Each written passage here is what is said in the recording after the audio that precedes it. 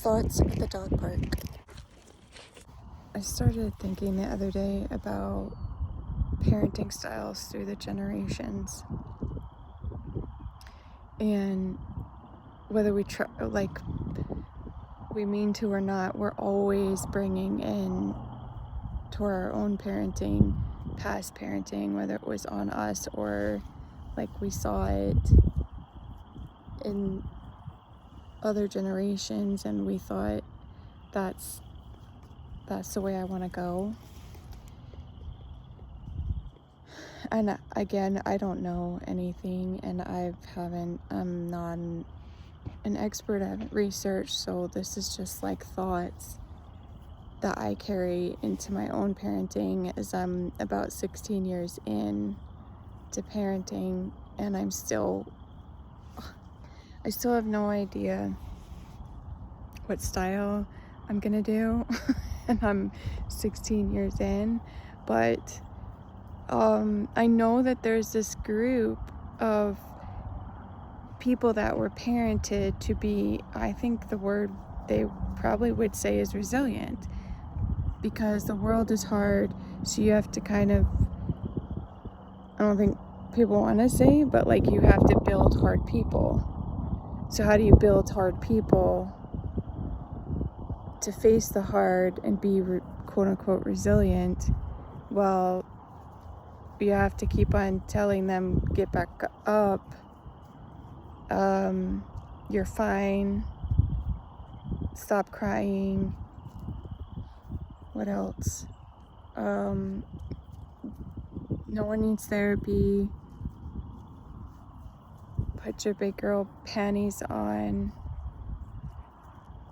all these things. There's more out there. And so then these people were raised with this, and so then these people had kids of their own and passed this on, and now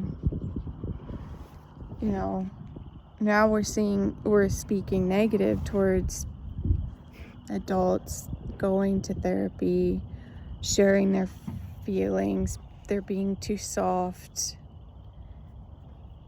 they're being too babied. So what's the definition of resilient? I guess that's what we have to define truly. Is resilient that you don't cry? Is it that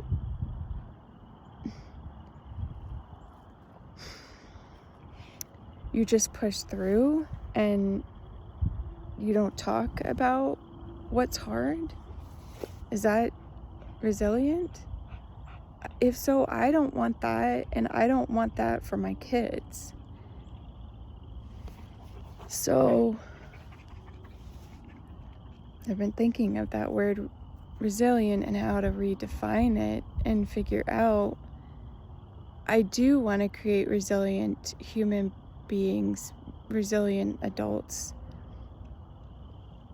How do I do that? I don't want to repeat at all what's been done in the past, because I don't believe in that. And I think a lot of people do believe that that was the right way to go, because then you can just do it. You don't need. And yeah, there's then this extreme, and I know that I think happened probably 90s or early 2000s and continues to, where parents are doing too much, protecting too much, like what's the word, buffering the hard from coming, not allowing their kids to serve the consequence or whatever, or keeping anything bad from coming on their kids.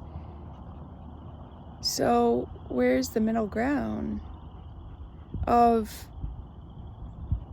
can we please have more people crying? Can that be a definition of resilient?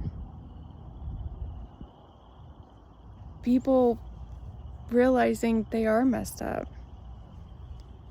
They're messed up because of what's been done to them, what they've done. Why don't know. We have to talk. We have to talk about these things. We can't. We have to talk, we have to cry, we have to question. And then resilient means, I guess, once, there's not like I don't think there's an end game. I don't think resilient means, okay, you do all of these things, you talk about it, you cry about it, you question, and then there's got to be this like end mark. And then you walk on. That's resilient. No, I think you continue to do that. I think, but you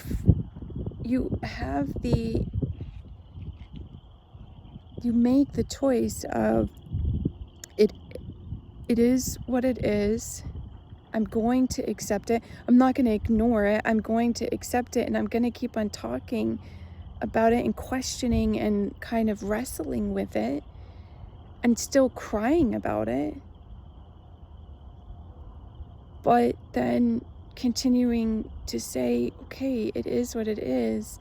How can I put good into this world despite what I've done to someone or what people have done to me or this situation that was really bad? My thoughts. Also, how powerful would it be if parents said, I struggle with that too, way more often to their kids? I don't know, like their kids forget things at the house. Their kids lie. Their kids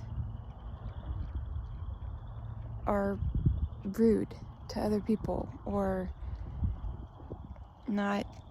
they are not, grateful, show their gratitude. What if parents said, man, let's work on that together. I struggle with it too. Just my thoughts. The other thing that makes someone resilient, I'm toying with, like, is it resilient? Is it lack of pride?